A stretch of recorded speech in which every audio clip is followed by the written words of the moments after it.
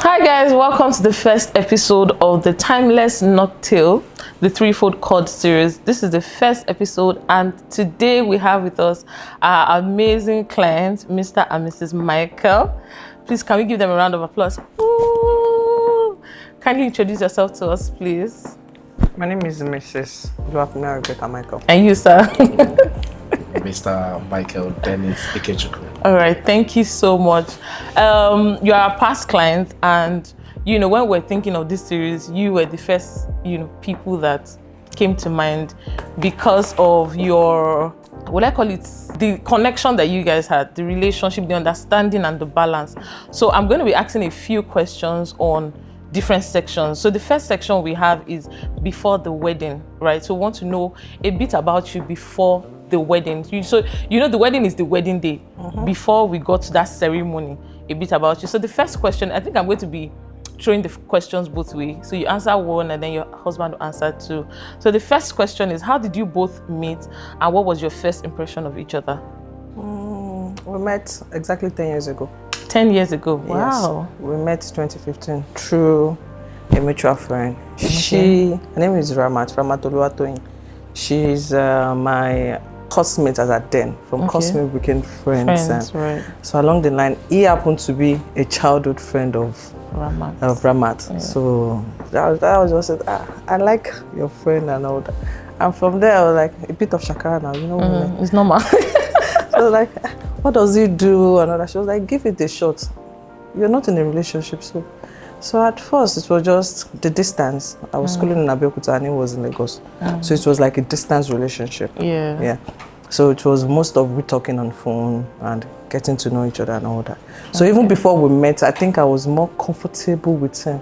Even before we could actually see physically. Okay, so what was your first impression about him when you met him physically? My friend, as you can see today, he's more of a jovial person. Yeah. So once you're with him, you feel less tense. Yeah. It makes things easy. He wants everybody around him to be more comfortable and all that. So at first, I think what drew me closer to him then was it was very, very jovial. So as time goes on, I'm like, okay, seems it's someone I can easily get along with. Yes, oh, that's nice. 10 years ago. Thank you so much. So the next question is, so another thing I want to point out from what you just said was, friends, introduce your friends to your male friends. All right, the second question is, at what point did you realize she was your person? Because I always hear a lot that you say when you see your person, you just know when you see your person. But at what point did you realize? Was it when you guys started talking, or before they even introduced you to her, you already fell in love with her person?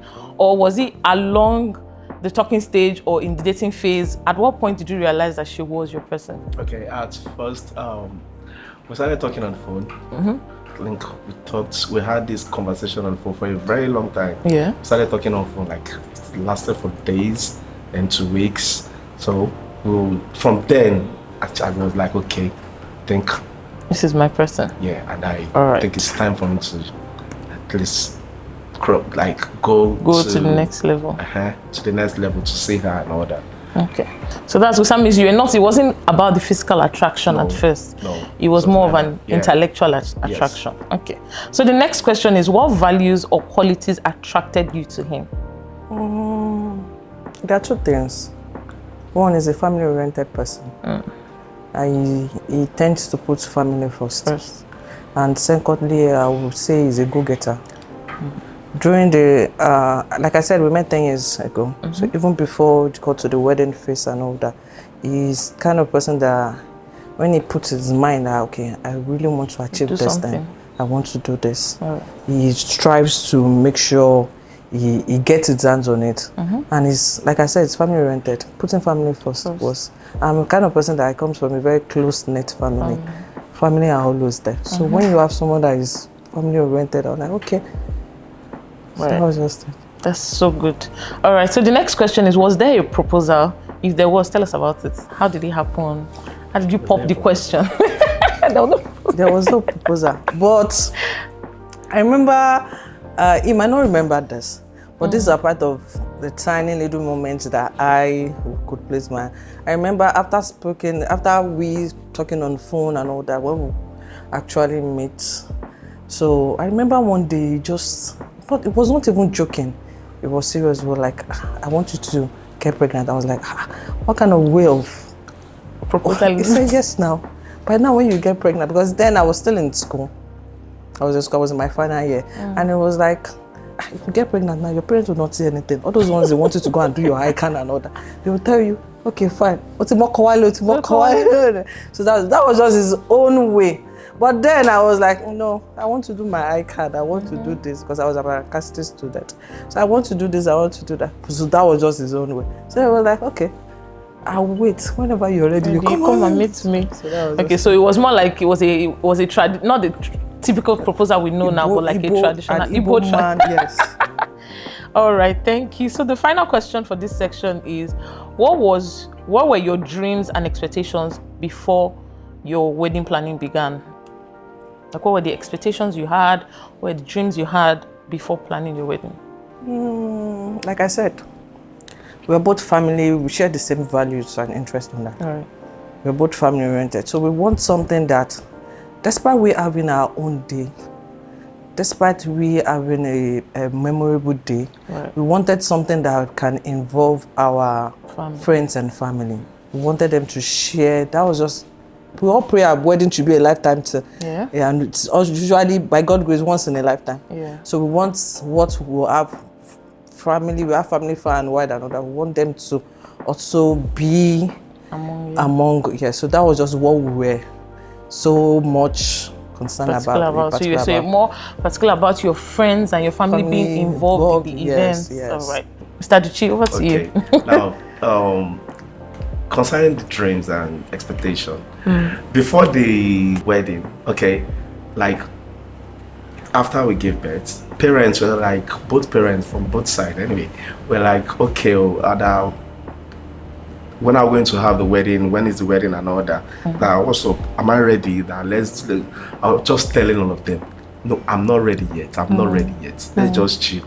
I want to have a good wedding plan. Please, let's just chill. So days gone, weeks, months, and all that. They keep coming and all that. The child's already growing.